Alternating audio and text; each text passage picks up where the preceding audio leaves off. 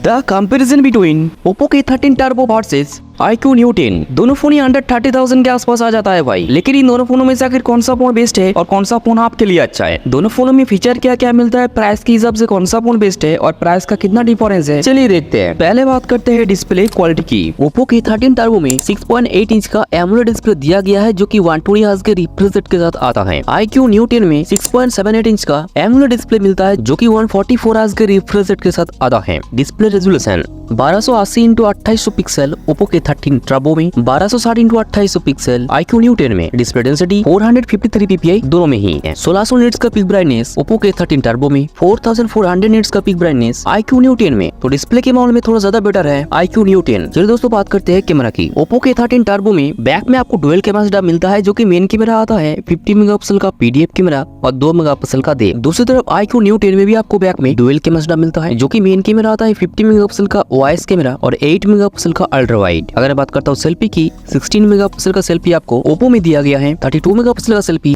iQOO Neo 10 में मिलता है। तो कैमरे के मामले में क्लियरली iQOO Neo 10 जीत जाता है भाई, क्योंकि PDF कैमरा से OIS कैमरा ज्यादा बढ़िया होता है। चलिए बात करते हैं एक और मेन पॉइंट की जो कि है प्रोसेसर। ओप्पो K13 टर्बो में आपको दिया गया है MediaTek Dimensity 8450 सीरीज का प्रोसेसर जो कि एक 4 नैनोमीटर टेक्नोलॉजी पर बेस होने वाला प्रोसेसर है। इस प्रोसेसर का ANTUTU स्कोर 16.5 लाख के आसपास आता है भाई। CPU का single core score 1617, multi core score 6406। iQOO Neo 10 में आपको मिलता है Qualcomm Snapdragon 8s Gen 4। ये भी एक 4 नैनोमीटर टेक्नोलॉजी पर बेस होने वाला प्रोसेसर है, लेकिन इस प्रोसेसर का ANTUTU स्कोर 20 लाख के आसपास आता है भाई। CPU का single core score 2154, multi core score 6880। तो ज्यादा बढ़िया प्रोसेसर आपको iQOO Neo 10 में मिलता है, तो परफॉर्मेंस भी आपको ज्यादा बढ़िया iQOO Neo 10 में देखने के लिए मिलेगा भाई। अगर मैं बात करता हूँ बैटरी कैपेसिटी की, दोनों में आपको 7000 mAh की बैटरी मिलता है। 80 वाट का चार्जिंग का सपोर्ट ओप्पो K13 टर्बो में दिया गया है। 120 वाट का फास्ट चार्जिंग का सपोर्ट iQOO Neo 10 में मिलता है। FM रेडियो दोनों में आपको नहीं मिलता। 3.5 mm हेडफोन जैक का भी ऑप्शन आपको दोनों में नहीं मिलता और मैक्रो SD कार्ड का भी ऑप्शन आपको दोनों ही फोन में नहीं मिलता, तो ये चीज ध्यान में रखना। Thickness 8.31 mm Oppo K13 turbo, 8.09 mm iQOO Neo 10, weight 207 gram Oppo K13 turbo, 206 gram iQOO Neo 10।